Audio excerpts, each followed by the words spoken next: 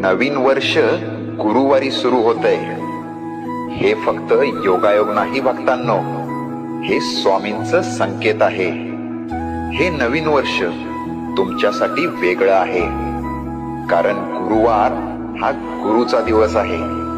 आणि गुरु जेव्हा सुरुवात करतो तेव्हा अर्धवट राहिलेलं आयुष्य पूर्णत्वाकडे जातं. ज्यांना वाटत होतं माझं काही होणारच नाही, त्यांच्यासाठीच हा गुरुवार आहे.